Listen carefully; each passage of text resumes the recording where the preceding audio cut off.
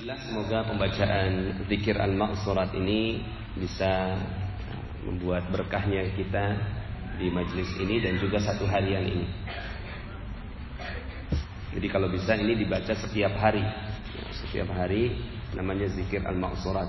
Ada banyak yang tanya, Pak Nas, kalau zikir-zikir harian apa yang bagus? Ya, salah satunya adalah al-ma'surat ini. Al-ma'surat ini maksudnya al-ma'sur, artinya hadis-hadis sahih yang dikumpulkan menjadi zikir. Ya, yang insya Allah akhirnya kalau sudah baca zikir ini, ya, insya Allah dibebaskan dari api neraka, dimasukkan ke dalam surga, dibebaskan dari siksa kubur, di dunianya dibebaskan dari hutang, ya, dibebaskan dari rasa sedih, dibebaskan dari godaan jin, dibebaskan dari godaan sihir, dibebaskan dari orang-orang yang dengki, ya, dibebaskan dari segala kesulitan kehidupan. Masya Allah ini, ya. Jadi al-ma'surat ini semuanya sudah termaktub di dalam zikir al-ma'surat ini. Baik Bapak Ibu, alhamdulillah kita lanjutkan dengan kajian kita pada kali ini, menjemput rezeki semudah tersenyum, ya. Nah, karena kajiannya menjemput rezeki semudah tersenyum, kita harus senyum dulu ini, ya. Coba mana senyumnya yang bagus mananya.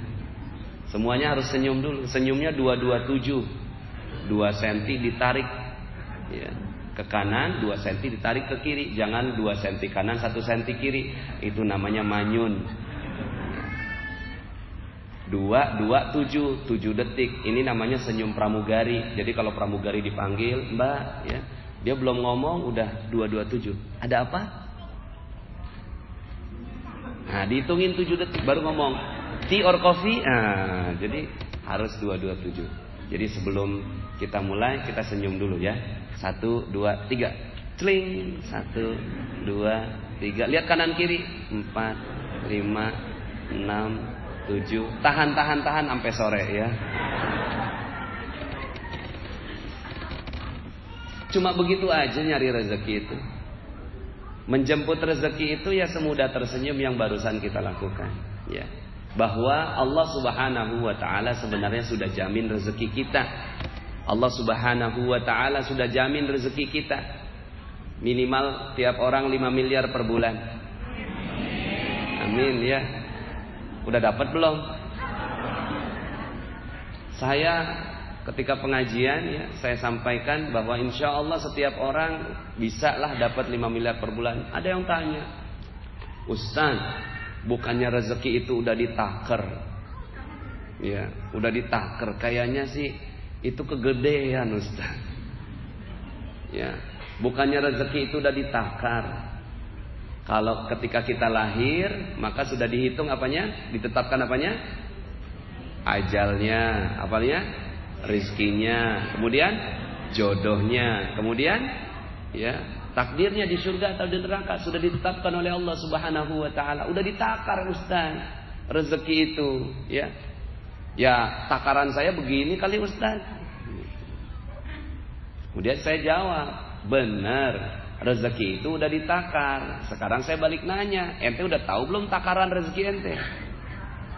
Ya. Kan dia bilang rezekinya udah ditakar. Berarti udah dia yakin bahwa rezeki udah ditakar. Benar, udah ditakar. Sekarang saya balik nanya, tahu belum takarannya? Enggak tahu.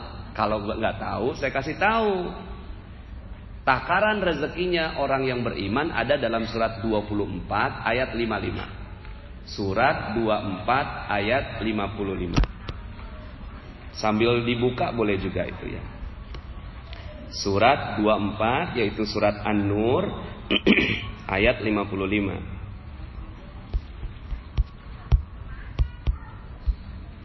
A'udzu billahi minasyaitonir rajim. Kita baca sama-sama, ya. Saya bacakan, Bapak Ibu mengulangi. Bismillahirrahmanirrahim. Yuk. Wa'adallahu alladhina amanu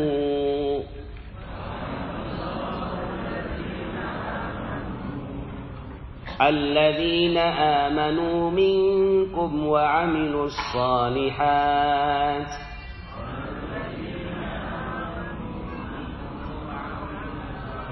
Mana suaranya ini? Wa'adallahu alladhina amanu minkum wa 'amilus shalihat.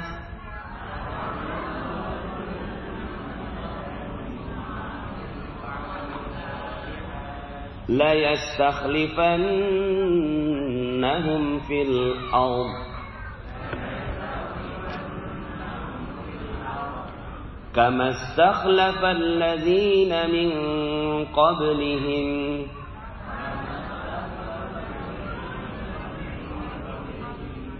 wa la yumakkinanna lahum dinahum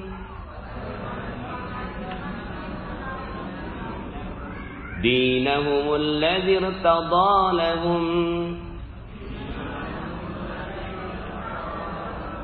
ولا يبدلنهم من بعد خوفهم أمنا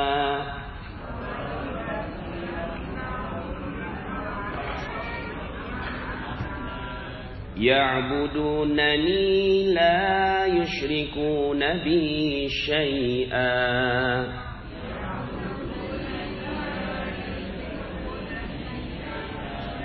ومن كفر بعد ذلك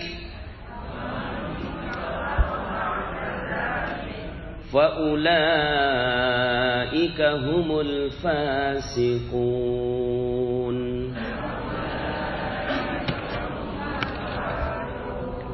Nah, ini takaran rezeki buat orang beriman. Jadi kan, Ustadz, bukannya rezeki itu ditakar? Iya, udah ditakar. Ente udah tahu belum? Belum. Lah, ini takarannya. Takarannya apa? Allah telah berjanji kepada orang yang beriman di antara kalian dan beramal soleh, la yastakhlifannahum fil ard, akan Allah jadikan kalian berkuasa di muka bumi. Akan Allah kasih kejayaan, kemuliaan, kehebatan, ya, untuk kalian di muka bumi. Kama stakhlafal ladzina min qablihim, sebagaimana orang-orang yang sebelum kalian telah dikasih kemuliaan, kejayaan, kekuasaan di muka bumi. Siapa sebelumnya? Sebelum kita siapa? Nabi Adam, Nabi Sulaiman, Nabi Daud, ya, ini raja-raja yang dimaktubkan di dalam Al-Qur'an. Kita kan pegangnya Al-Qur'an, ya. Buku-buku sejarah yang kita pegang Al-Quran. Maka orang-orang yang disebutkan di dalam Al-Quran itu akan jadi standarnya kita untuk kekayaan. Maka setiap orang, kalau Nabi Sulaiman, ya, seluruh dari ujung barat sampai ujung timur. Kalau kita 5 miliar per bulan gak apa-apa lah ya. Ya Bu, 5 miliar per bulan gak apa-apa lah ya. Gak kecewa gak ya? Enggak nguasai bumi enggak apa-apa, yang penting 5 miliar per bulan, betul ya Pak ya? Tuh, kama stakhlafal ladzina min qablihim wa la yubaddilannahum, ya, wa la yumakkinanna lahum dinahum alladzi irtada lahum wa la yubaddilannahum min ba'di khaufihim amna. Dan ya, bukan hanya sekedar mereka dapat rezeki berkuasa, tapi meneguhkan agama mereka. Ya. Karena gini, ada orang kaya, tapi ya kayanya kaya terbatas. Gaji 100 juta sebulan. Kemudian sakit-sakitan, cuci darahnya 40 juta. Mau? Nauzubil. Gaji 50 juta, cuci darah 40 juta, anak kena narkoba, istri diambil orang, suami selingkuh, kemana-mana banyak musuh, rumahnya pagarnya tinggi, ya, dihina orang, kemudian mati masuk neraka. Mau begitu? Jadi raja sih, tapi kemana-mana banyak musuhnya. Enak? Nggak enak. Makanya Allah sebutkan di sini, sudah dikasih berkuasa, diteguhkan agama untuk mereka. Subhanallah, itu namanya kaya tanpa batas. Kaya tanpa batas itu kayak apa? Kaya tanpa batas itu gaji 5 miliar per bulan, badan sehat luar biasa, ya. Istri taat dan setia, suami nggak nikah lagi, anak-anak hafiz-hafizo, sahabat yang banyak di mana-mana, rumah nggak perlu pakai pagar, nggak ada kuncinya, saking udah orang kaya. Ambil semuanya, ya, mati masuk surga. Mau seperti ini? Lah ini standarnya, standar yang Allah Subhanahu wa Ta'ala sebutkan, ya. Kemudian, wala yubaddilannahum min ba'di khaufihim amna, dan mengubah kehidupan mereka dari yang takut menjadi aman. Takutnya gimana? Takut dikejar debt collector, takut diusir dari rumah kontrakan, takut nggak bisa bayar cicilan, takut nggak bisa bayar utang, takut orang nggak mau bayar piutang, takut proyeknya nggak jalan, takut dipecat sama perusahaan. Ini takut semua nih, rasa takut semua. Ada nggak perasaan itu sekarang? Mudah-mudahan enggak ya. Ya, insya Allah sedikit-sedikit hilang. Maka Allah wala yubaddilannahum min ba'di khaufihim amna. Allah akan ubah kehidupan mereka dari yang tadinya takut menjadi aman, ya. Dari khaufihim amna, yang tadinya mereka takut menjadi aman. Masya Allah, ya. Ini aman, ini rasa aman nih mahal. Rasa aman ini, ya. Rasa aman. Kalau debt collector datang gitu kan, iya silakan minum dulu. Saya nggak mau minum, maunya bayar. Tapi diberikan rasa aman, ya. Ini wala yubaddilannahum min ba'di khaufihim amna ya'budunani la yusyrikuna bi syai'a. Mereka menyembahku dan tidak sedikit pun mempersekutukan aku dengan apapun juga. Artinya sudah kaya, agamanya bagus. Ini standarnya. Nah sekarang, ya, udah kaya belum? 5 miliar per bulan udah dapat belum? Coba lihat di rekeningnya. Utsman bin Affan radhiyallahu an, beliau ini orangnya udah nggak ada. Meninggal 1400 tahun yang lalu. Rekeningnya masih hidup sampai sekarang. Orangnya udah nggak ada, rekeningnya masih hidup. Kita, orangnya masih ada, rekeningnya udah mati.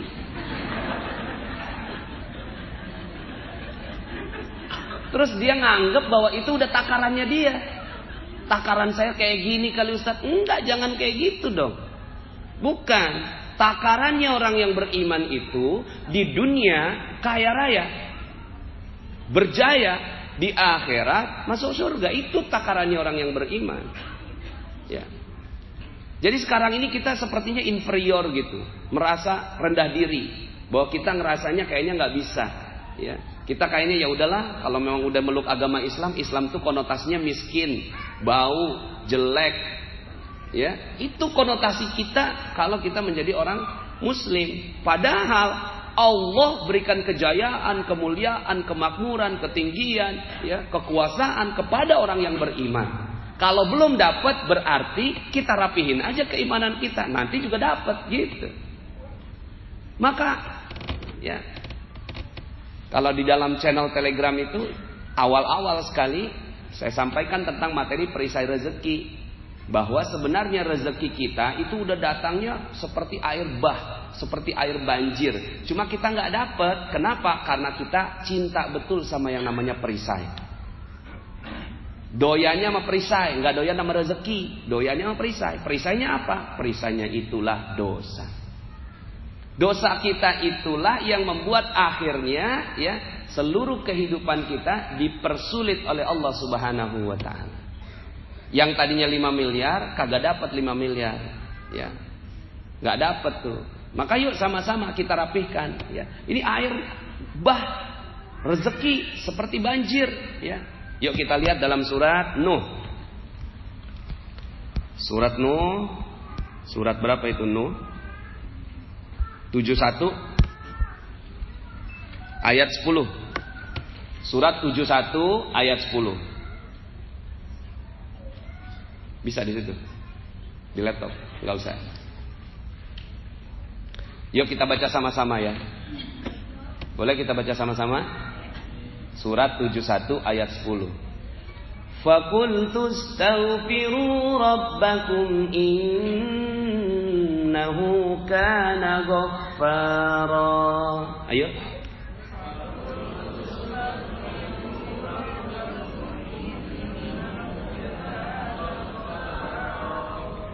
Yursilis samaa'a 'alaikum midrara.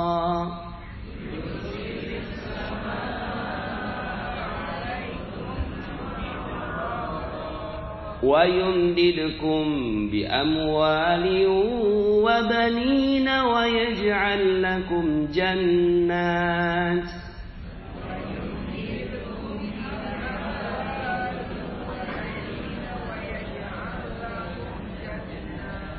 وَيَجْعَلْ لَكُمْ جَنَّاتٍ وَيَجْعَلْ لَكُمْ أَنْهَارًا.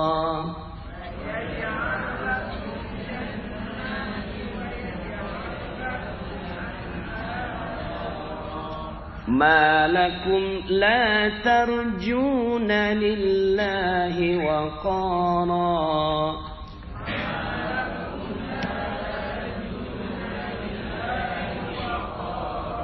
وَقَدْ خَلَقَكُمْ أَطْوَارًا.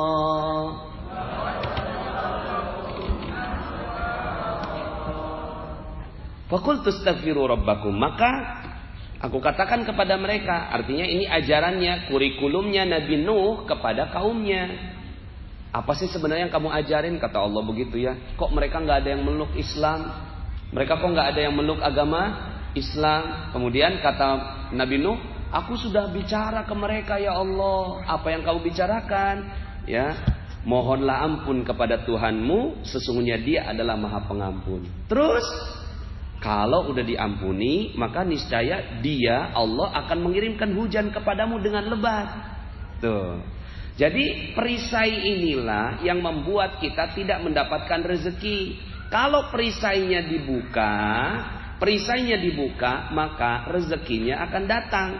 Yursilis samaa'a 'alaikum midrara, akan diberikan hujan yang lebat kepada kalian. Hujan yang lebat itu artinya apa? Proyeknya lancar, bisnisnya lancar, gajinya lancar, gitu. Ini ya lebat, rezekinya lancar, ya. Nggak berhenti-berhenti, nggak putus-putus. Kemudian kata Nabi Nuh, apalagi yang dijanjikan kepada kaummu? Wa yumdidkum bi amwalin wa banin. Akan ditambahkan harta-harta, ya. Jelas nih, dan membanyakkan harta-harta. Ya. Katanya agama nggak ngajarin dapetin uang. Lah ini Nabi Nuh ngajarin dapetin uang, dapetin harta. Wa yumdidkum bi amwalin wa banin. Akan ditambahkan ya harta-harta kepada kalian dan banin, anak-anak. Bukan sekedar anak biologis, anak perusahaan, anak cabang gitu. Ya. Amin. Ya. Wa yaj'al lakum jannatin, dan akan dikasih kebun-kebun kalian. Ya. Kebun kurma, kebun anggur, kebun yang lain-lain, atau kebun mesin-mesin produksi ini ya. Wa yaj'al lakum anhara, kalian enggak perlu ngurusin kebun kalian karena Allah yang ciptakan sungai-sungai di samping kanan kirinya yang ya semuanya akhirnya enggak perlu disiram, dia subur sendiri. Ya. Passive income. Financial freedom. Nah, ini yang dijanjikan di dalam surat Nuh. Ya. Malakum la tarjuna lillahi waqara. Mengapa kamu tidak percaya? Tuh, akan Allah kasih semua yang kayak gitu, kok kalian nggak percaya? Wa qad khalaqakum atwara. Padahal Dialah Allah yang telah menciptakan kamu dalam beberapa tingkat kejadian. Artinya Allah udah ciptakan kamu, kenapa Allah nggak bisa kasih rezeki yang besar buat kamu? Allah kasih. Jadi kita harus yakin dulu rezeki kita takdirnya 5 miliar per bulan. Nah itu dulu, pegang dulu. Kok kecilan 5 miliar per bulan? Umar bin Khattab 233 miliar per bulan. Itu Umar bin Khattab. Ya. Nah maka kita 5 miliar Masya Allah ya. Percaya? Sebesar apa percayanya? Ya. Nah sekarang tinggal bagaimana caranya. semudah tersenyum. Ya, semudah tersenyum. Yuk kita pelajari ini. Terus gimana ya Ustaz? Perisainya ini dihapuskan. Ada banyak sekali perisai kita. Itu berlapis-lapis. Berapa banyak? Ratusan. Kayak iklan ya. Berlapis-lapis ini perisainya. Berlapis-lapis. Oh banyak sekali. Maka agenda kehidupan kita setiap harinya yang kita lakukan ya, fokus saja, lepasin satu lapis bawang itu, lepasin satu lapis. Maka kalau tuh lapisannya udah keluar semua, itu Masya Allah. Sampai apa buktinya? Buktinya itu sampai rezeki nggak ada habisnya datang pada Bapak Ibu semua. Sampai nolak-nolak, aduh jangan, udah cukup. Udah begitu belum sekarang? Coba sekarang ya, sekarang nih. Coba tarik napas dulu, tarik napas. Keluarin perlahan, keluarin. Sekali lagi tarik napas. Tahan dulu, tahan. Tahan bener, tahan dulu, tahan. 1, 2, 3. Sekuatnya 4, 5, 6, 7, 8. Tahan lagi terus. 9, 10, 11, 12. Tahan lagi. Udah gak bisa? 14, 15. Ya Alhamdulillah. Itu rezeki barusan. Itu barusan rezeki. Nafas itu rezeki. Allah paksa, kita nolak, malah kita gak kuat. Kita nolak. Nah nafas gak kuat. Saking banyaknya rezeki Allah.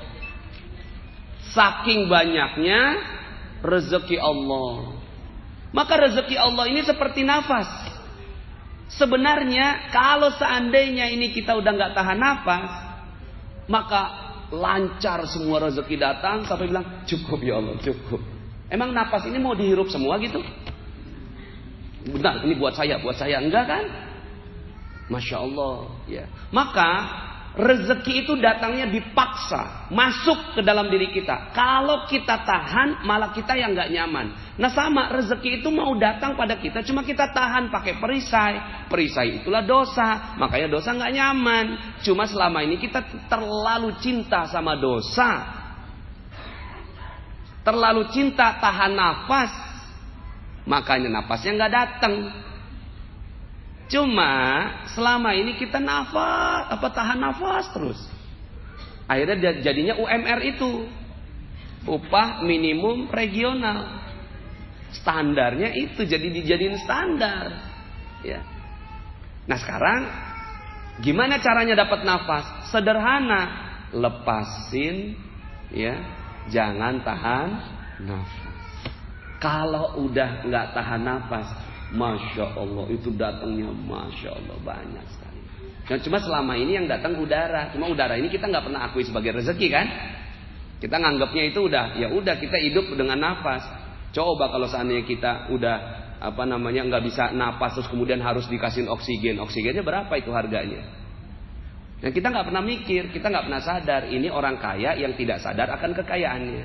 Kita udah kaya Masya Allah ya. Cuma kita nggak sadar akan kekayaan kita. Nah sekarang bagaimana itu juga Ustaz, yang kita butuh bukan udara, duit. Ya udah dah, kalau emang mau duit ya tahu aja. Iya sih rezeki saya banyak Ustaz, tapi nggak ada duitnya. Nah yuk sama-sama ya. Oke, nafas itu terus datang pada kita, tapi rezeki yang lainnya masih ditahan oleh Allah, mungkin karena perisainya ketebelan. Salah satunya ya, yuk sama-sama kita pelajari tentang terumbu karang. Saya mengulang-ulang materi terumbu karang 2 bulan yang lalu saya bicara tentang ini, tapi dipaketkan dalam 7 keajaiban rezeki. Ya, 7 langkah keajaiban. Nah sekarang saya mau lebih dalam terhadap yang namanya terumbu karang ini. Terumbu karang ini gini Bapak Ibu. Mungkin ada sebagian di sini ya, tadi saya sampaikan pas di lift ini baru Ustadz. Oh ya berarti belum dengar mungkin ya. Nah, saya ulang sekali lagi tentang terumbu karang. Allah titip rezeki. Allah titip rezeki. Nggak mungkin Allah kasihin langsung rezekinya, dititip. Seluruh hewan tahu di mana letak rezekinya. Jadi kalau ditanya ke jerapah, "Hai jerapah, di mana Allah titip rezeki buat kamu?" Tuh, di pucuk pohon. "Hei ikan, di mana Allah titip rezeki buat kamu?" Itu di terumbu karang. Itulah rezeki buat saya, di situ Allah titip. "Hei monyet, di mana Allah titip rezeki buat kamu?" Itu di pohon pisang. Pada tahu ya.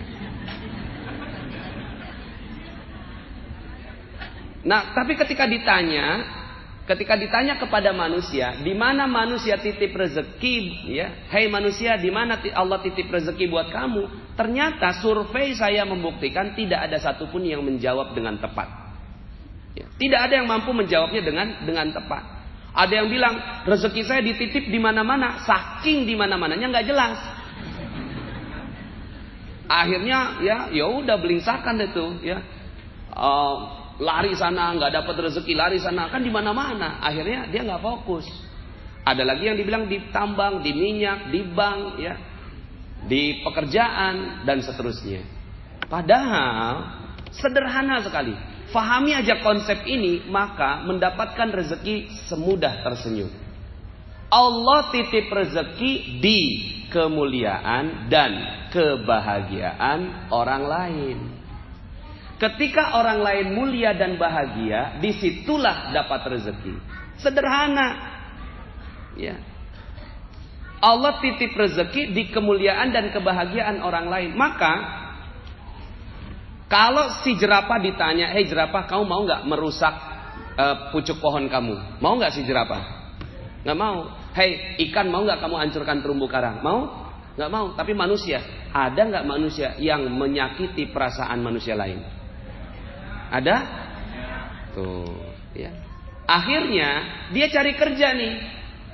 "Saya mau cari kerja Pak Nas, saya mau kerja Ustadz." Ya silakan, coba cari kerja. Pas nyari kerja, kanan kiri warawiri, ya, cari lowongan nggak dapet. Kenapa? Karena ternyata kepalanya ini dia nggak mau membahagiakan orang lain. Jangankan bahagiakan orang lain, orang tuanya aja pernah tersinggung sama dia.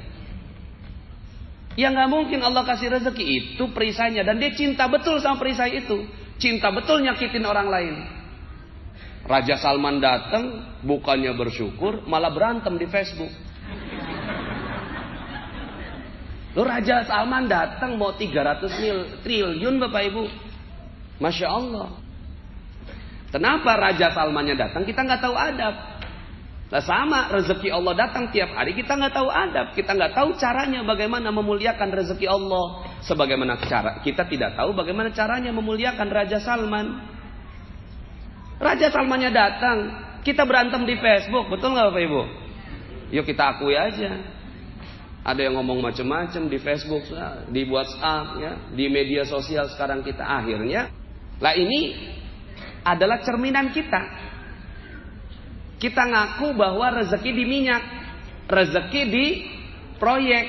Raja Salmannya kita nggak berikan kebahagiaan dan kemuliaan. Maka kemuliaan dan kebahagiaan manusia. Kita selama ini ngajar proyek, ngejar sana sini. Tapi kemudian yang kita lakukan apa? Yang kita lakukan biarin aja orang lain kalah. Yang penting saya menang tender. Nggak apa-apa deh orang lain terhina. Yang penting saya mulia. Ibu kita lagi rapat jam 5 sore. Rapatnya rapat direktur. Ya rapat direktur gitu loh. Lagi membicarakan tentang proyek besar. Tiba-tiba handphone bunyi. Taninut. Pas dilihat loh, kok ibu? Sebentar Bu. Walaupun nggak ngomong ya, cuma bentar nanti saya angkat. Lagi rapat ini.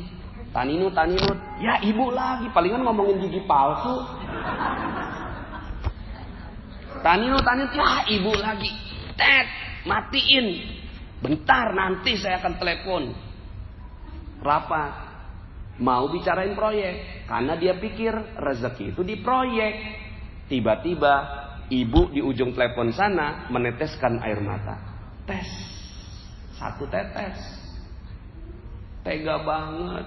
Ibu cuma mau nanya, di mana gigi palsu ibu? Nah, kan bener gigi palsu. Cuma dia belum makan siang.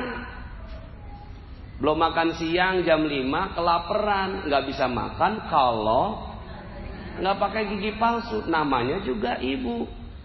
tua, pikun. Tapi nih orang direktur ini nggak tahu kalau rezekinya ada di kemuliaan dan kebahagiaan orang. Dia pikir rezeki itu ada di rapat direksi. Akhirnya dia kejar rapat direksi. Satu tetes air mata ibu jatuh, jangan harap. Habis semuanya. Habis. Nggak ada proyek. Kalaupun dapat proyeknya, pasti ujung-ujungnya nggak bagus. Ya, nggak bagus. Maka sekarang coba kita lihat berapa banyak orang yang sudah kita sakiti. Itulah perisai rezeki kita. Berapa banyak orang yang sudah kita sakiti, kita ngomong, nggak ditaker ngomongnya. Pas nggak ditaker, maka Masya Allah, tiba-tiba orang tersinggung. Bukan berarti saya mudah membicarakan seperti ini, sayanya udah aman. Enggak, karena saya sudah sedih.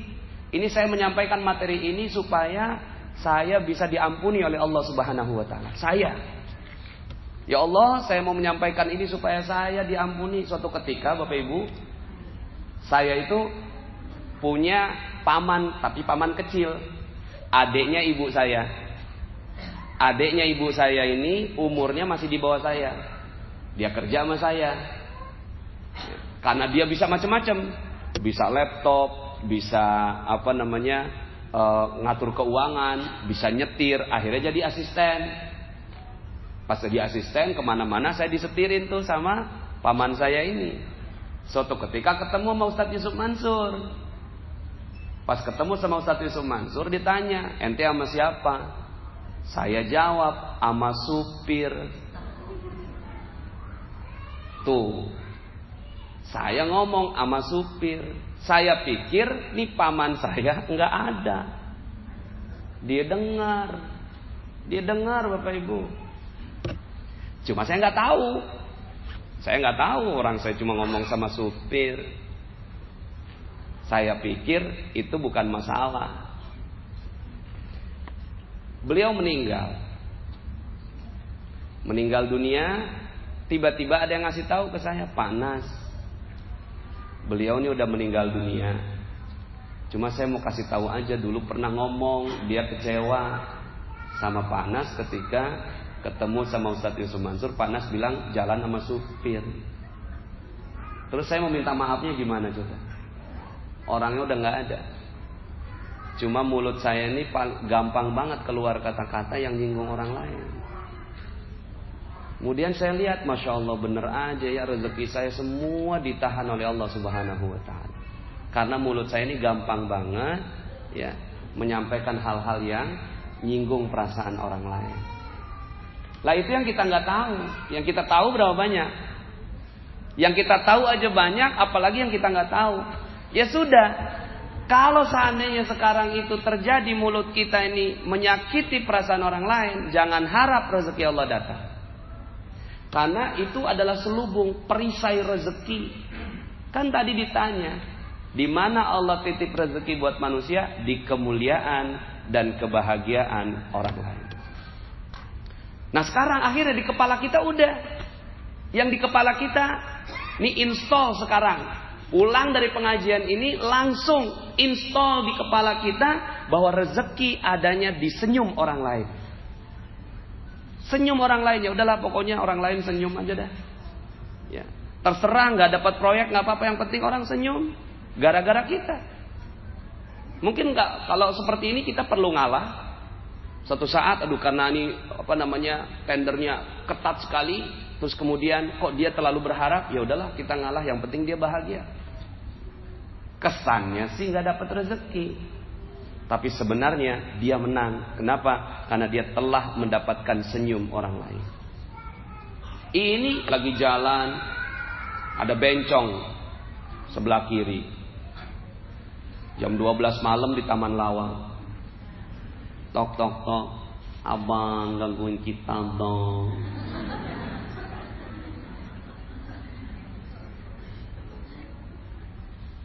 Negor enggak, ngorder enggak. Malah di kepala kita ngomong gini, ih jijik, ih neraka, ih kaumnya Nabi Lut, ih Apa yang terjadi? Yang terjadi rezeki hilang. Karena kita sedang menyakiti perasaan orang lain. Kan kita nggak ngomong. Kalau saya masih ngomong tadi. Tapi Masya Allah. Yang kayak gini aja kita udah nyakitin perasaan orang lain.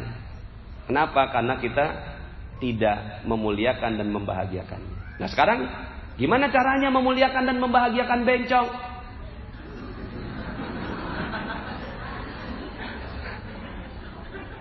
Gimana caranya? Ya udah tuh sambil nyetir gemeteran. Ada lampu merah kagak ijo-ijo kan? Ya Allah, saya lagi nggak sempet, ya Allah. Negor dia. Saya juga takut ini jam 12 malam ya Allah. Tapi ya Allah, saya ingin memuliakan dan membahagiakan dia ya Allah. Tolong ya Allah, segerakan dia menemukan jalan taubat. Saya percaya dia adalah manusia terbaik ciptaan Engkau. Dia pasti masih bisa memiliki kesempatan untuk dapat surgamu. Saya yakin ya Allah, agar dia bisa berkumpul dengan Nabi-Mu Muhammad SAW. Ya Allah, mudah-mudahan dia cepat dapat pintu taubatnya. Al-Fatihah, baca Al-Fatihah tuh. Udah selesai Al-Fatihah kok kagak ijo-ijo. Tapi aman udah. Tuh bencong aja perlu kita muliakan, bahagiakan. Dengan apa? Kalau nggak sanggup negor, doakan dalam hati. Lah kita pernah nggak ada nih rombongan haji lewat, rombongan haji lagi lewat, ngiu pakai foreder, beberapa bus, dia lagi main catur, di satpam lagi main catur, sombong amat, baru pergi haji pakai foreder, palingan uangnya korupsi. Apa ada haji yang mabrur kayak gitu? Udah lu jalan sekarang. Ini haji lewat, rombongan haji lewat, malah yang diomongin apa?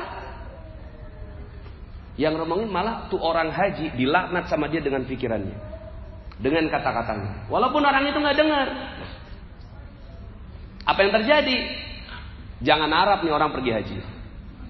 Jangan harap orang ini bisa pergi haji. Kenapa? Rombongan haji dilaknat sama dia. Bisa nggak kalau seandainya pas rombongan haji lewat, subhanallah, baru rombongan haji aja udah Allah muliakan seperti ini. Bagaimana lagi kalau seandainya rombongan ini adalah rombongan orang-orang yang berjihad di jalan Allah. Saya doakan mudah-mudahan rombongan ini akan mendapatkan haji mabrur dari Allah. Udah gitu doang. Al-Fatihah, baca Al-Fatihah. Ya udah jalan lu, sekat. Maka dia sedang berdoa. Doa apa? Dia sedang berdoa, ya Allah mudahkan aku untuk dapat haji. Setelah itu Masya Allah udah ya, Allah akan berikan rezeki yang berlimpah untuk orang seperti ini. Lah ini ibu kita nangis gara-gara kita. Ayah kita nangis gara-gara kita. Suami kita tersinggung gara-gara kita. Istri kita nggak menikmati hidupnya dengan kita. Ada orang yang datang, Ustaz, saya mau sukses dalam hidup. Kenapa ya? Kok utang nggak lunas-lunas, piutang nggak kebayar, proyek kok nggak jalan? Saya tanya balik sama dia, istri ente bahagia nggak sama ente? Apa Ustaz? Dia nanya kayak gitu. Maksudnya Ustaz? Ditanya maksudnya, padahal pertanyaan sederhana. Istri ente bahagia nggak sama ente?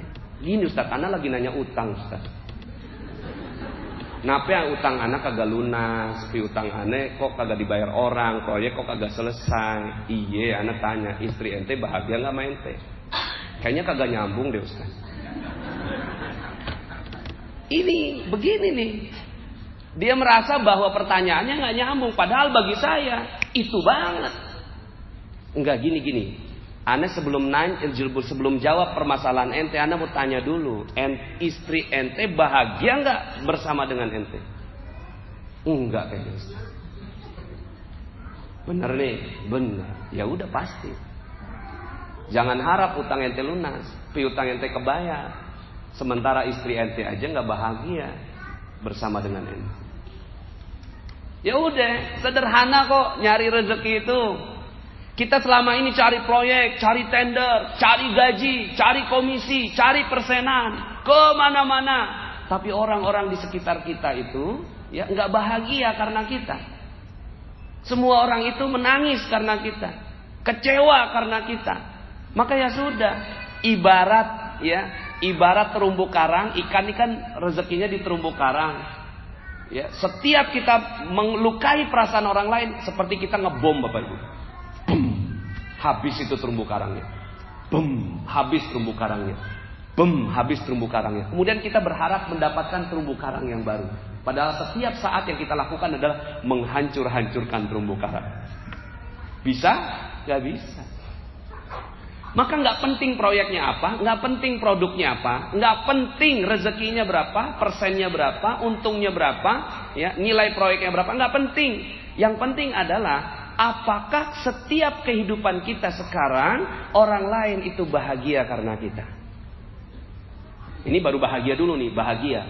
Karena saya urutannya mulia dulu sebenarnya, dimuliakan dan dibahagiakan. Cuma bicara mulia nggak gampang, bahagia dulu deh gampang, lebih gampang. Berbicara tentang bagaimana membahagiakan orang lain. Maka itu yang dilakukan oleh para pebisnis-pebisnis yang diberikan rezeki oleh Allah. Walaupun rezekinya terbatas ya.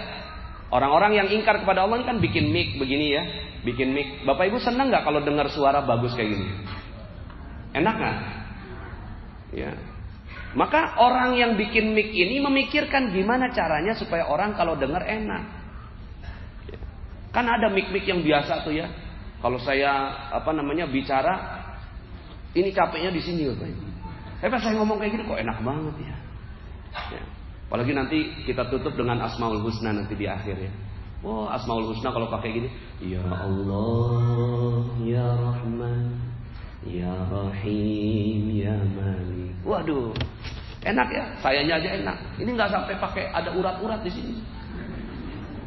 Lah saya bahagia karena dia, ini orang yang udah bikin begini, bahagiakan saya, bahagiakan Bapak Ibu semua.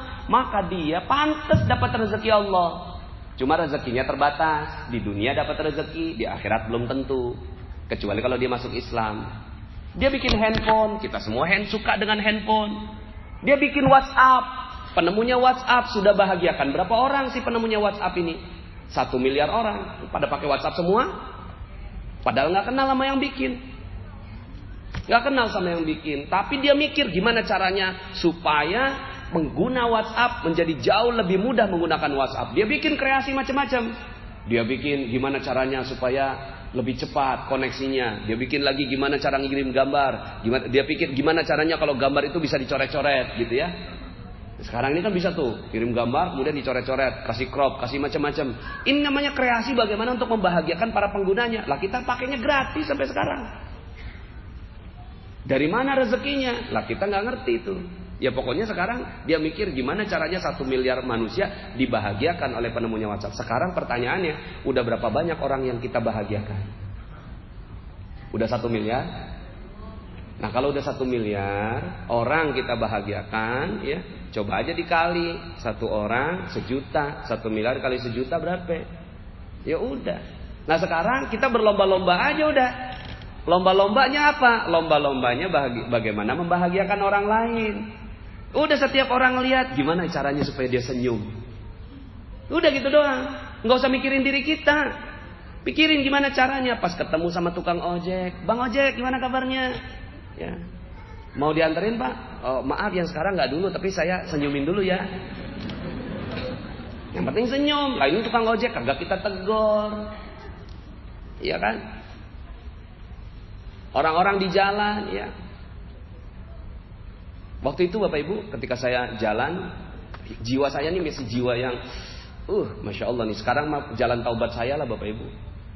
Gak peduli itu lagi hujan, air ngegenang, naik mobil. Kita gak peduli orang sebelah kanan kiri, gak ngelihat. Yang penting kita mau buru-buru. Kalau mau buru-buru ya namanya juga ada air. Kalau lu gak pakai jas hujan ya wajar kalau kena cipratan mobil gue gitu. Pas lagi ngebut gitu ya, kena pun cipratan. Itu orang kalau ngomong gitu kan, waduh mentang-mentang orang kaya misalnya gitu. Itu habis sudah rezekinya. Pas lagi jalan, saya waktu itu sama Ustadz Yusuf Mansur nih. Pas lagi jalan, itu ada orang sebelah kiri kan. Saya agak ngebut sedikit, gitu.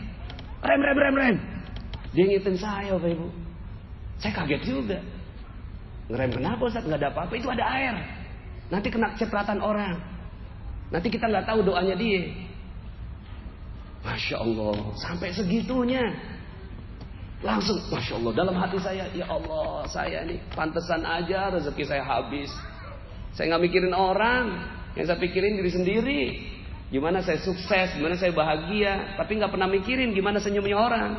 Gimana orang kalau seandainya kecipratan, tahu-tahu ada dia lagi pegang, ada dokumen yang dia lagi perjuangkan, tiba-tiba kena cipratan air kita habis, kemudian dia nggak bisa mengurus dokumennya. Apa yang terjadi? Lah kita sekarang ini di Facebook gampang sekali. Sekarang Facebook ini Bapak Ibu, ya, ini wall gue. Lu dateng, ya siap-siap aja kalau baca kagak enak.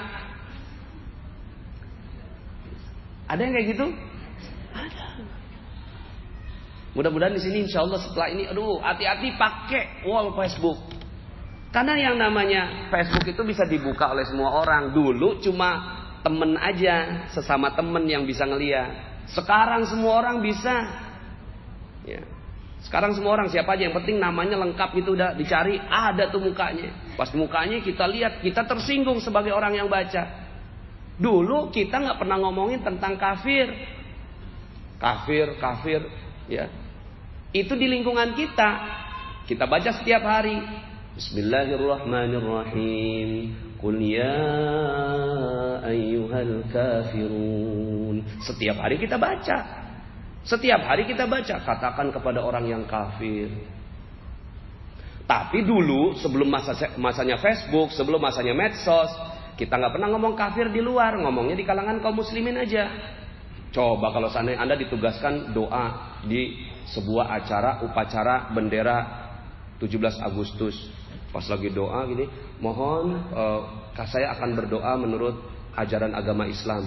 Yang kafir berdoa menurut agamanya masing-masing.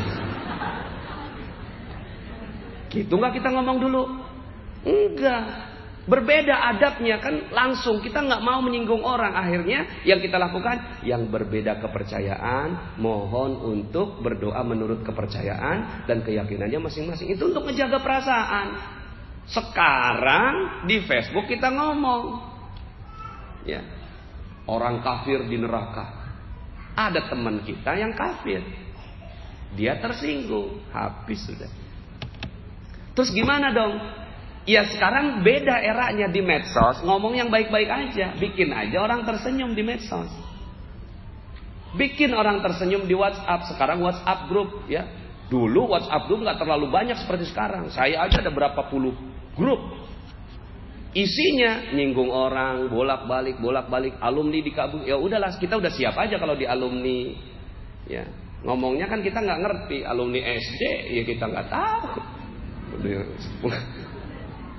Orang yang jadi kayak apa? Akhirnya yang kita lakukan, kita sekarang ngejaga perasaan orang. Kalau saya nulis seperti ini, ada orang yang tersinggung nggak?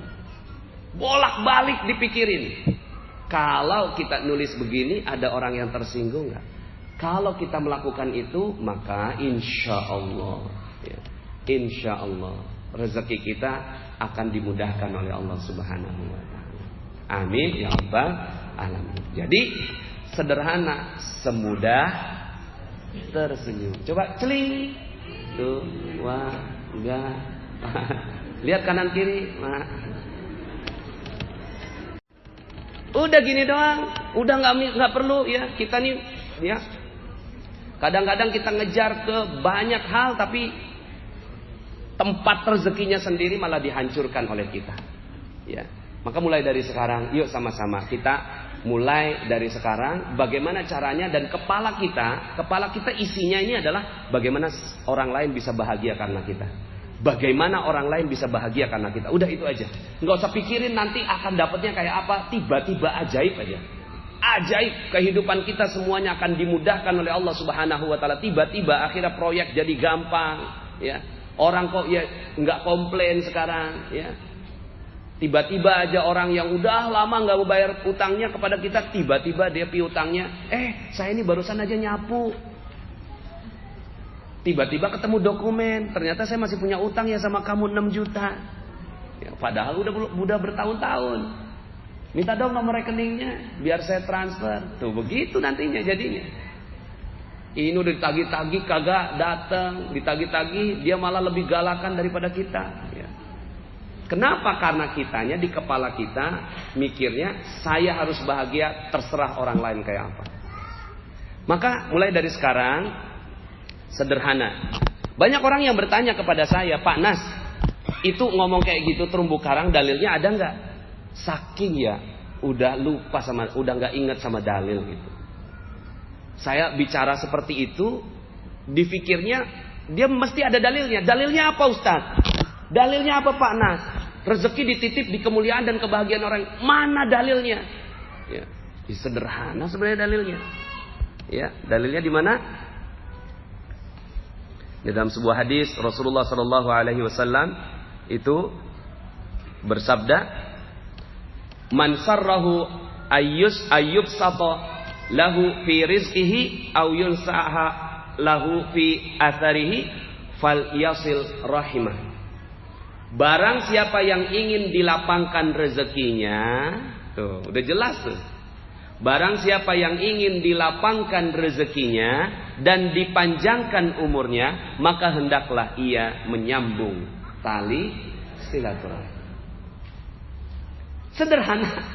Ya, siapa yang mau ditambahkan, dilapangkan rezekinya, dipanjangkan umurnya, maka hendaklah ia menyambung tali silaturahim. Ya udah, kepala kita pengennya nyambung aja. Ya. Pengen nyambungin, ya siapa yang bisa disambungin ya? Nyambung tali silaturahim dimulai dari senyuman. Betul nggak?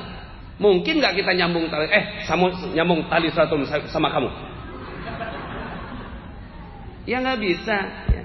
Dalam hadis lain Rasulullah Sallallahu Alaihi Wasallam bersabda, "Ar-rahim mu'allaqah bil arsy taqulu man wasalani wasalahu Allah, wa man qata'ani qata'ahu Allah." Ar-rahim itu tergantung di arsy. Allah berkata, barang siapa yang menyambungku, maka Allah akan menyambungnya. Dan barang siapa yang memutusku, maka Allah akan memutus hubungan dengannya. Kelar hidup lo. Kalau Allah udah putus hubungan sama kita, kelar hidup kita. Ya. Sederhana, barang siapa yang menyambung, Allah sambung. Barang siapa yang memutus, Allah putus. Ya, iya Bu ya, tamat deh. Ya, kalau Allah udah mutus, masya Allah. Ini hadis muttafaqun alaih. Dalam sebuah hadis lain, wahai Rasulullah, tahukah engkau bahwa aku baru saja memerdekakan budakku. Memerdekakan budak ini tinggi sekali amalnya, tinggi sekali. Amal memerdekakan budak. Laporan sama Rasulullah, ya Rasulullah saya baru aja ya memerdekakan budakku. Karena tinggi, berharap Rasulullah SAW mendoakannya. Berharap Rasulullah mendoakan nih sahabat ini. Jadi mereka kalau habis beramal ngomong sama Nabi, supaya Nabi bukannya ria, bukan, tapi Nabi supaya doakan supaya amal itu diketahui sama Nabi, nyambung sama Nabi. Nabi malah bertanya, beneran ente udah ngerjain?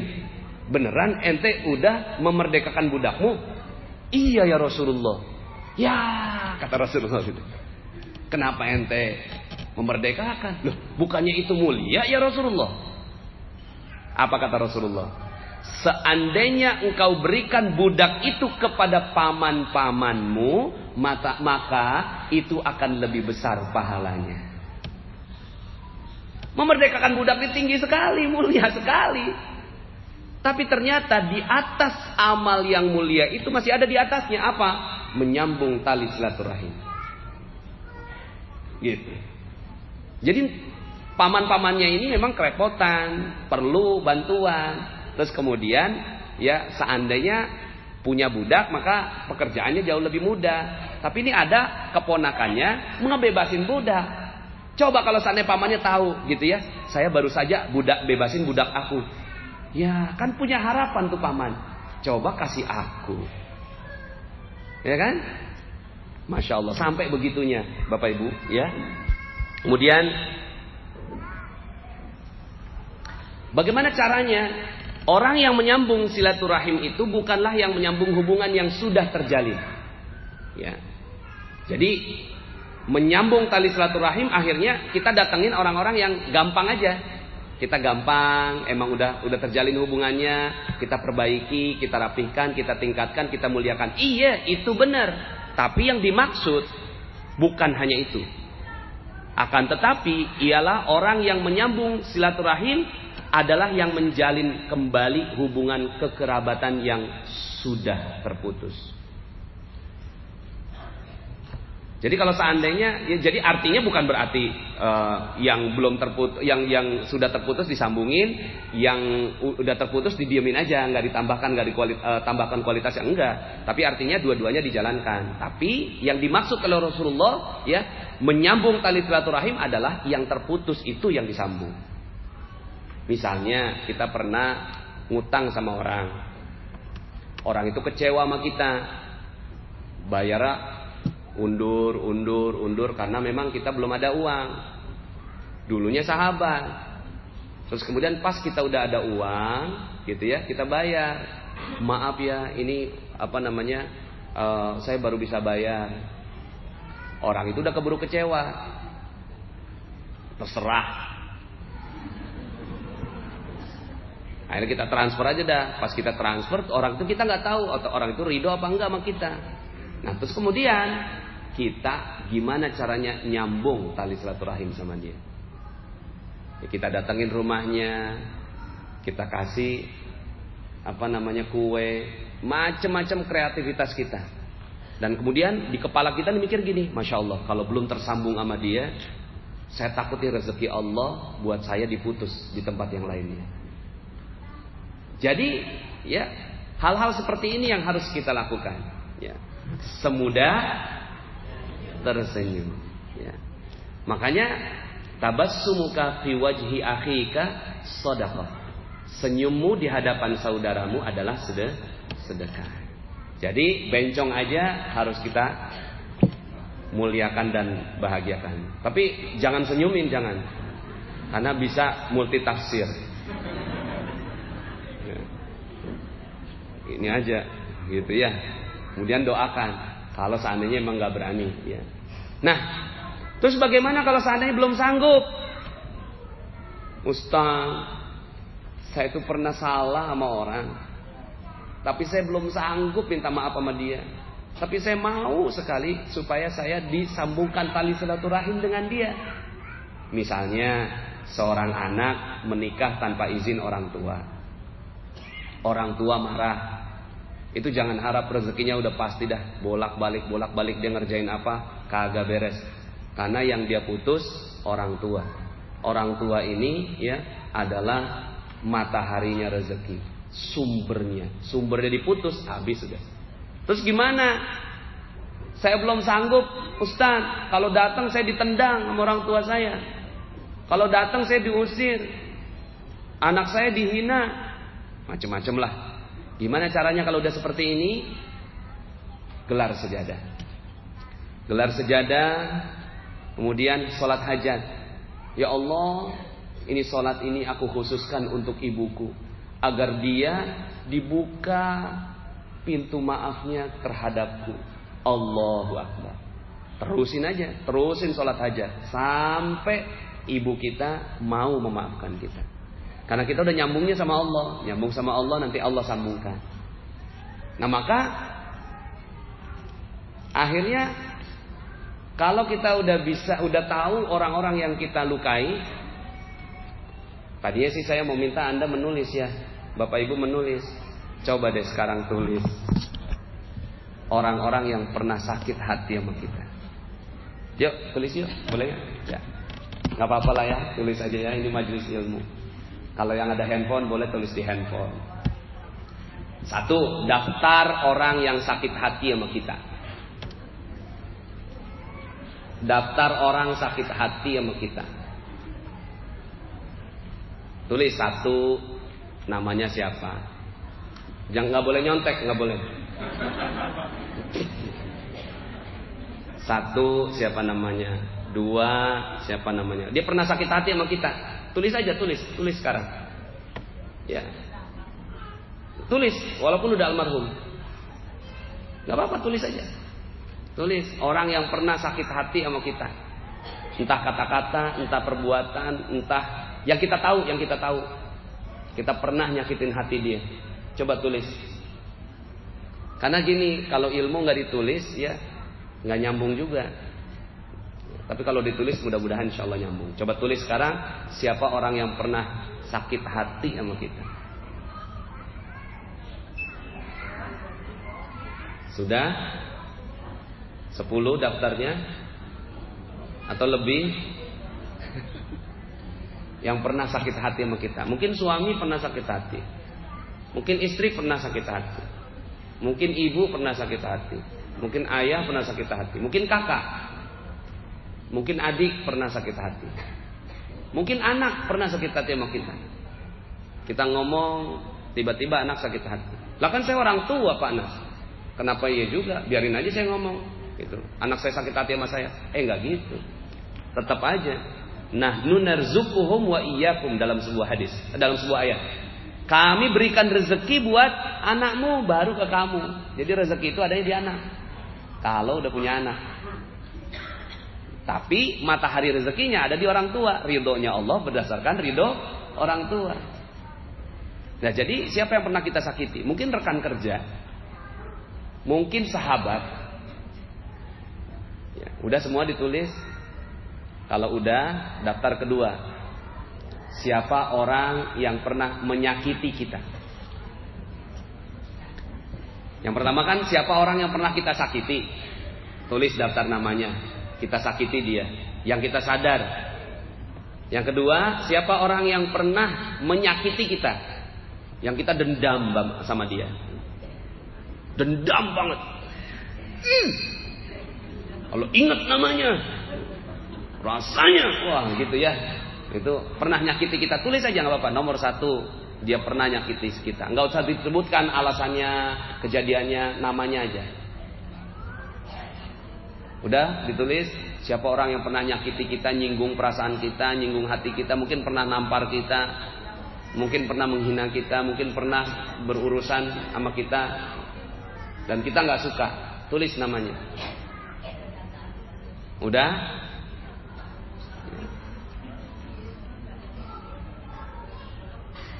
Nah, kalau sudah jadi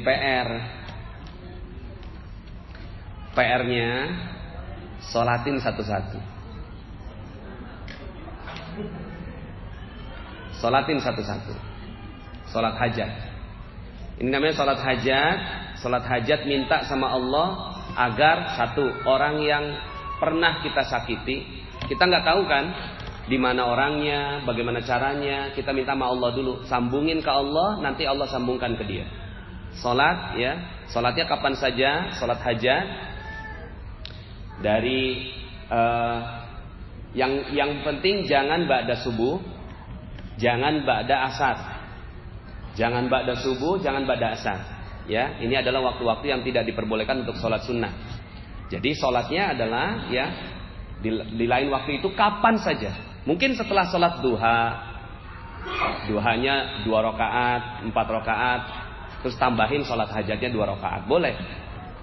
Atau setelah sholat zuhur, setelah sholat zuhur, sholat 2 rakaat, setelah itu sholat hajat. Ya Allah, ini sholat hajat saya untuk menyembuhkan luka antara saya dengan dia.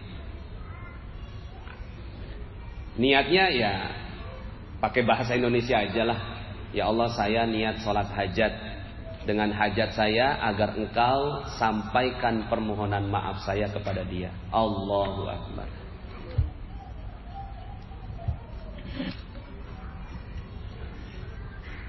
Biasanya kalau udah kayak gini, kalau kita benar-benar khusyuk gitu ya, benar-benar kita khusyuk banget, kadang-kadang sampai menitikkan air mata.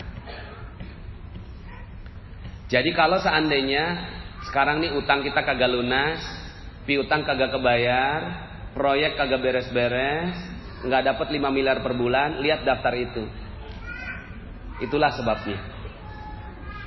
Itu sebabnya. Ya.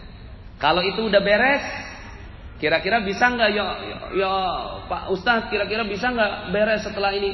Insya Allah, pasti. Setelah itu tiba-tiba aja utang toto lunas aja nanti insya Allah. Piutang tiba-tiba terbayar gitu. Ya, tiba-tiba kok kaget kita keluar dari ruangan ini langsung ada yang SMS mau minta proyek.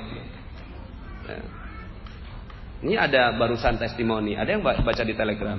Tiba-tiba pulang dari training gitu ya. Bukan training yang hebat, bukan. Karena dianya yang mau membuka hatinya, perisainya dibuka. Ketika perisainya dibuka, Allah langsung kasih. Ya. Sholat hajatnya terserah sesanggupnya. Terserah sesanggupnya. Ya, apa namanya?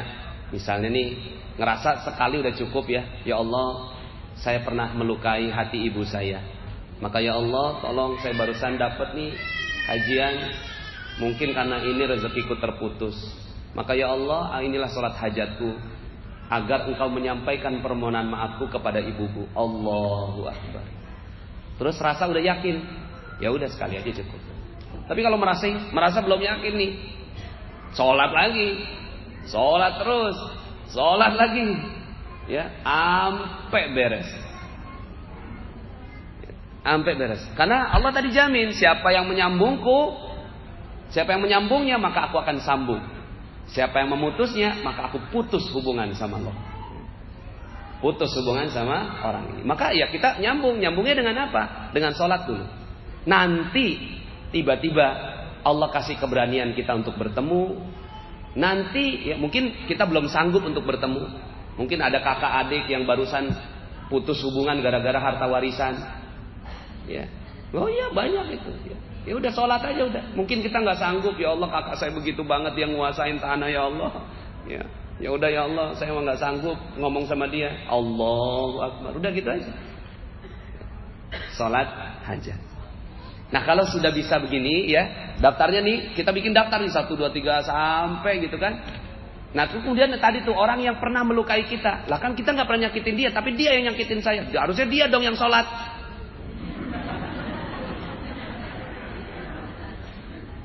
Harusnya dia dong yang minta maaf sama saya. Enggak kayak gitu. Karena rasa dendam itu adalah penghalang rezeki. Rasa dendam, rasa sakit hati, rasa nggak terima sama orang lain itu adalah penghalang rezeki. Maka kita minta sama Allah agar rasa itu diangkat oleh Allah Subhanahu wa taala. Ya udahlah, itu urusan engkau ya Allah. Gitu ya. Baik. Mudah-mudahan dengan ini maka insya Allah sebentar lagi rezekinya 5 miliar per bulan mah. Insya Allah lah. Bisa insya Allah. Negeri kita udah negeri yang berkah Bapak Ibu. Berkah negerinya. Tinggal kitanya aja nih. Perisainya hilang. Perisainya nggak ada. Kalau perisai kita udah nggak ada, rezeki sebesar ini, Masya Allah. Ya, negeri seberkah ini nggak mungkin nggak ada rezekinya. Di atasnya air, di bawahnya air, di samping kanan kirinya air, Masya Allah. Ya, setiap sentinya di Indonesia dari ujung Sabang sampai ujung Merauke itu subur Bapak Ibu. Ya. Di Australia 60%-nya padang pasir. Di Arab 90% padang pasir. Di Amerika 40% padang pasir. Udah segede itu. Cina ya, itu kurang lebihnya juga mirip-mirip 50%-nya padang pasir. Indonesia dari ujung Sabang sampai ujung Merauke semua subur. Masya Allah. Tidak ada 1 senti pun di negara Indonesia ini kecuali semuanya tanah subur. Di atasnya air. Di bawahnya air, kanan kirinya air, Masya Allah. Nggak ada negara sebaik Indonesia ini. Ya. Suhunya sepanjang tahun nggak perlu pakai jaket. Ya. Jaketnya jaket bomber doang yang gaya doang. Ya. Tapi kalau di sana, Masya Allah kita harus pakai jaket. Ya, saya pernah ketemu sama mahasiswa Turki, mahasiswa Belanda, semua saya tanya, betah nggak di sini? Nggak betah. Enggak betah. Ya, gaya doang ke luar negeri. Tapi pas ditanya betah enggak? Enggak betah. Bukan karena jauh dari orang tua, bukan. Karena suhunya. Mereka cuma bisa menikmati suhu yang bagus itu cuma 2 bulan dalam setahun. 10 bulannya, ya entah harus pakai jaket, ya, entah harus bagaimana dan seterusnya. Baik Bapak Ibu, sambil menunggu waktu zuhur, mungkin ada yang ingin ditanyakan, dipersilahkan. Ya. Mana ada mic-nya nggak? Ini ibu yang tengah tuh, ibu agak maju ke depan supaya bisa terima mic-nya. Kemudian ibu depan ini dulu, ya. Sambil menunggu ibu ke depan, ya. Terima kasih. Bismillahirrahmanirrahim. Assalamualaikum warahmatullahi wabarakatuh. Saya punya jemaah atau sahabat. Dia selalu mengatakan rumah sial. Apa Bu? Ini itu. Rumah sial. Rumahnya sial. Orangnya begini, orang begitu. Saya bilang, kamu gak usah berprasangka buruk. Ya, harus positif. Yes or no, gak usah dipikir. Yang penting kamu depan, Allah pasti bantu. Jadi begini, maafkan dia. Allah tidak akan memaafkan kamu jika kamu tidak memaafkan. Kalau itu pendapat Buddha ya tidak tahu lagi. Kalau tidak maaf. Jadi dua poin tadi yang saya sarankan dari sahabat itu apa benar? Yang disarankan apa tadi? Yang ini dia mengatakan potensial. Kemudian orang begini begitu. Saya bilang jangan rumah itu ada istana kita. Apapun Tuhan kata hidupkan dengan Al-Quran. Jangan pikirkan itu maksudnya satu sebagai rumah ada istana kita. Yang kedua, orang itu begini gara-gara saya. Saya bilang, gak usah berpikir. Maafkan dia. Allah tidak akan memaafkan kita jika kita tidak memaafkan orang lain. Benarkah itu dan orang apakah sudah maafkan sama? Demikian Assalamualaikum warahmatullahi wabarakatuh. Waalaikumsalam warahmatullahi. Iya, rumah sial. Sebenarnya nggak ada rumah sial. Nggak ada rumah sial, nggak ada mobil sial, nggak ada kejadian yang sial. Semuanya baik di sisi Allah. Jadi betul Bunda, jadi positive thinking. Udah positif aja terhadap apapun. Kita harus mengatakan bahwa semuanya baik. Karena tidak ada yang terjadi kecuali semuanya sudah diizinkan oleh Allah. Ya. Kenapa jadi sial? Karena ya kalau dalam kajian hari ini sebenarnya banyak ya, perisainya banyak ya. Perisai pikiran, perisai perasaan gitu ya. Kemudian perisai yang lain itu sudah saya bahas sebagian besar di channel Telegram, silahkan didengarkan. Tapi untuk yang kajian kali ini bisa jadi sialnya karena ada urusan-urusan yang tadi itu, orang yang tersinggung, orang yang terhina, orang yang sakit hati karena kita gitu. Dan benar saja kalau ada orang yang menyampaikan apapun ke kita, ya maafkan saja. Nah, cuma memang dalam caranya memaafkan itu kadang-kadang kan kita nggak bisa memaafin. Orang udah begitu beratnya ke kita, memberikan tekanan, terus kemudian kita begitu aja gitu maafin. Kadang-kadang kita manusia nggak sanggup, makanya kita perlu sholat. Ya Allah, saya minta rasanya supaya saya bisa maafkan dia, gimana caranya? Ada yang udah pernah sholatin Ahok belum?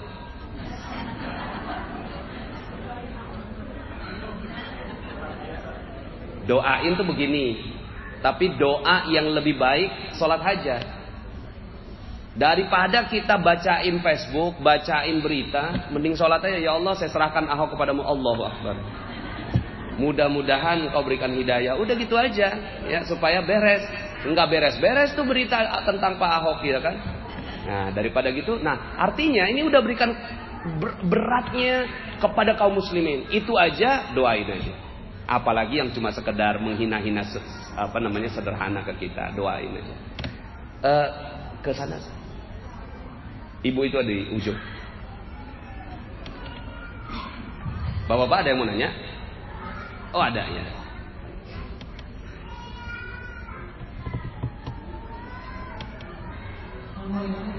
Waalaikumsalam warahmatullahi wabarakatuh. Kita juga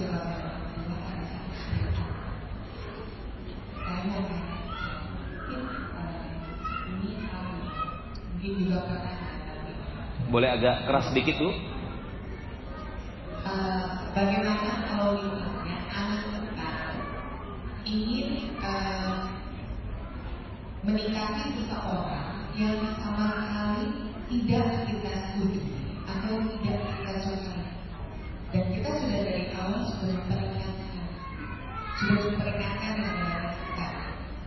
Kan kadang-kadang itu orang tua tuh ada limitnya, ada yang itu kayaknya sama yang ini enggak ya. Nah itu bagaimana kalau anak itu sampai akhirnya marah? Apa yang harus kita lakukan? Apakah kita bersalah karena anak kita marah dan tidak nyaman kepada kita, atau bagaimana? Dengan keluarga? Ya, baik. Ini anak mau nikah, tapi kita tahu betul bahwa calonnya ini ya secara feeling, secara insting orang tua tidak baik. Kemudian ketika disampaikan anaknya marah. Apakah setelah itu rezekinya kita akan ditahan oleh Allah Subhanahu wa taala, atau kita berdosa, atau bagaimana, dan bagaimana cara solusinya? Memang sebenarnya Islam ini mudah sekali. Kita punya banyak sekali masalah-masalah seperti ini, solusinya satu, sholat. Makanya wasta'inu bis sabri was shalah. Cuma selama ini kita cuma tahu ayatnya, cuma nggak tahu gimana caranya. Caranya kayak gitu udah. Ya Allah, ini anak saya nggak mau diomongin, anak saya nggak mau diomongin. Cuma saya tahu betul kalau seandainya ini dilakukan, sepertinya ada satu hal yang nggak bagus. Maka ya Allah, saya lemah, saya nggak ngerti apa-apa. Tapi kalau saya mau berantem sama anak saya kesian sama dia, nanti rezekinya dia yang terputus. Maka ya Allah, ya untuk menyelesaikan masalah ini, aku sholat hajat saya. Ya, aku sholat ya Allah, semoga Engkau melembutkan hati anak saya, melembutkan hati calonnya. Kalau dia jodoh, maka jodohnya ini jadikan bagus dan tidak sesuai dengan prasangka saya. Tapi kalau tidak jodoh, jauhkan sejauh-jauhnya dan tidak ada luka di antara kami. Allahu Akbar. Gitu Bu. Jadi ya mudah-mudahan ya, insya Allah setelah itu pelan-pelan ya. Yang penting setelah sholat timbul rasa tenang. Kenapa setelah sholat timbul rasa tenang? Karena kita udah curhat sama Allah. Pernah nggak kita ada masalah kemudian kita curhat sama temen? Kita ngomong, kita lagi ada masalah sama bos, sama siapa, terus kemudian kita curhat sama sahabat kita. Rasa plong nggak? Rasa plong, ya. Tapi menyelesaikan masalah nggak? Enggak, cuma si teman kita dengerin doang. Bahkan jadi jatuhnya gibah, gosip. Tapi kalau kita curhatnya sama Allah, ya Allah, ini masalahku, ya Allahu Akbar, Allah ambil, diselesaikan, gitu. Nanti insya Allah ajaib aja pokoknya, ya. Yang penting caranya kayak gitu. Ibunya setelah itu plong, udah sholat gitu. Sama-sama. Ya Bapak ini di belakang, silakan Pak. Assalamualaikum. Waalaikumsalam warahmatullahi wabarakatuh. Ini mengenai prinsip. Kebetulan ibu mertua saya ini menginginkan kalau lebaran itu bergantian. Sedangkan saya ini sudah ditinggalkan sama orang tua saya, bapak saya, ibu saya masih ada. Ibu saya menginginkan supaya kalau lebaran itu datang di hari pertama. Tapi keluarga dari istri saya ini menginginkan gantian. Nah, saya masih berprinsip keras karena saya sebagai suami dan pemimpin, saya berkiblat ke orang tua. Tapi ibu mertua saya membantu saya selama saya masih berkeluarga. Jadi kadang-kadang jalan saya itu salah, tapi dari prinsip saya itu benar. Mana yang saya salah tulis? Iya, baik. Ini bagus sekali pertanyaannya.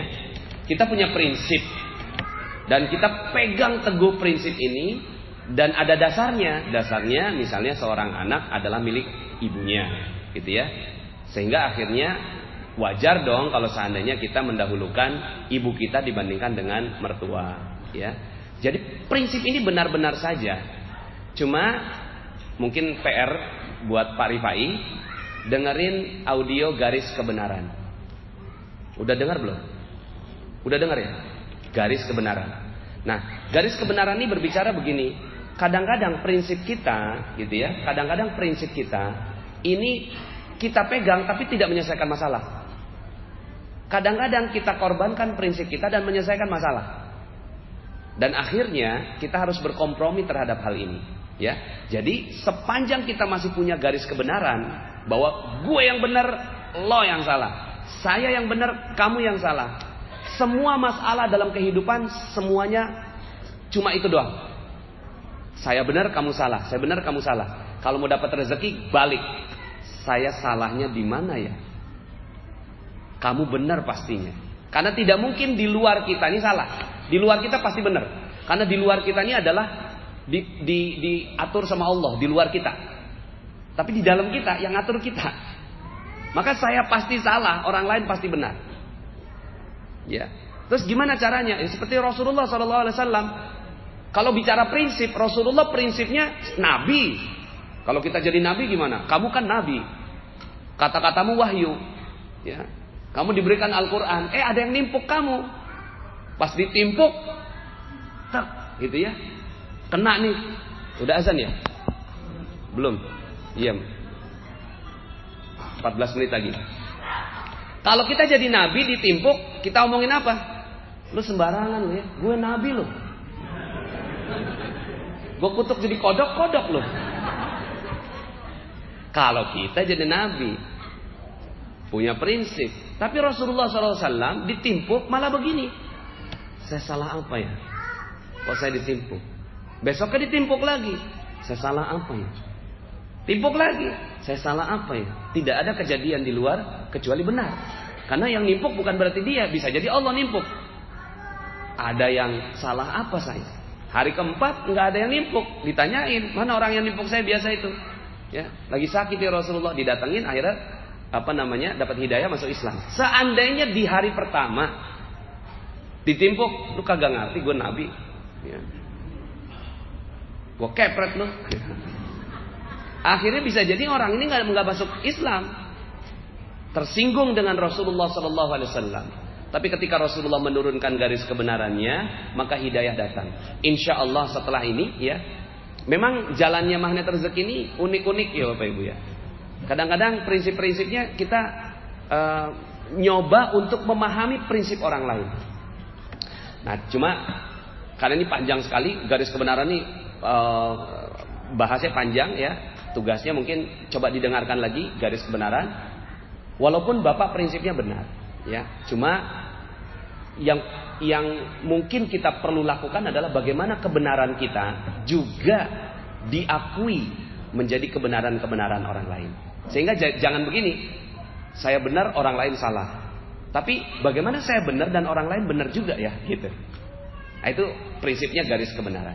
Wallahu a'lam bishawab ya. Mudah-mudahan dengan prinsip itu akhirnya banyak orang yang nggak tersinggung. Memang musyawarah. Kalau nggak sanggup musyawarah, ya udah sholat aja. Ya Allah, saya nggak ngerti nih masalah ini. Atau dengerin juga audio Garputala. Garputala ini ya meminta petunjuk kepada Al-Quran. Namanya istikharah bil Quran. Ya. Karena waktunya udah nggak sempet ya, silakan. Kalau udah kayak gitu, ya Allah, yang mana yang benar? Buka, insya Allah Allah kasih jawabannya. Ya. Dengan audio Garputala. Demikian Pak Rifai, mudah-mudahan sedikit banyak menjawab. Dan karena sudah mau zuhur, kita cukupkan. Mudah-mudahan insya Allah setelah kita buat daftar, kemudian sholatin satu persatu, di waktu-waktu yang mulia. Muliakan mereka, doakan orang-orang yang itu yang baru saja kita tulis. Maka insya Allah sebentar lagi rezekinya akan berlimpah ruah datang kepada Bapak Ibu semua. Di akhir ini kita akan tutup dengan Asmaul Husna. Sambil saya membacakan Asmaul Husna, ada kotak infak untuk aktivitas yayasan ya. Silahkan kalau seandainya ada yang ingin berinfak, bersedekah ya. Dan juga di depan ada dompet duafa. Ada. Kami bekerja sama dengan dompet duafa ya. Jadi sekarang ini sudah ada undang-undang yayasan Bapak Ibu, undang-undang zakat ya yang dibuat oleh pemerintah. Undang-undang zakat ini, zakat harus diserahkan kepada lembaga yang tersertifikasi oleh pemerintah. Nah, dompet duafa salah satu yang tersertifikasi. Kami Yayasan Mihrab Qalbi dan Yayasan Khairul Razikin yang saya pimpin bekerja sama dengan dompet duafa untuk menyalurkan zakat ya. dengan dompet duafa. Jadi silahkan kalau seandainya ingin menyalurkan ke dompet duafa ya, atau melalui yayasan-yayasan yang kami kerjasama juga dipersilahkan. Ya, semuanya nanti muaranya ke dompet duafa. Yuk sama-sama kita bacakan Asmaul Husna ya.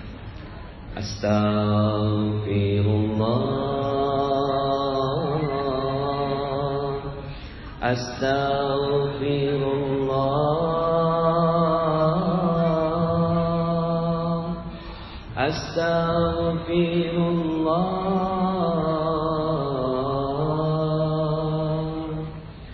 Astaghfirullah.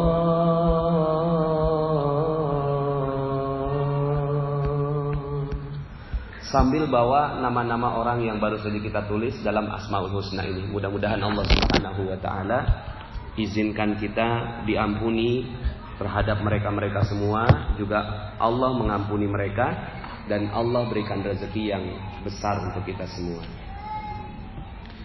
Ya Allah, ya Allah, ya Allah, ya Allah, ya Allah, ya Allah, ya Allah, ya Allah, ya Allah, ya Rahman, ya Rahim, ya Malik, ya Quddus, ya Salam, ya Mu'min, ya Muhaimin, ya Aziz, ya Jabbar, ya Mutakabbir, ya Khaliq, ya Bari, ya Musawwir, ya Ghaffar, ya Qahhar, ya Wahhab, ya Razzaq, ya Fattah, ya Ali, ya Qabid,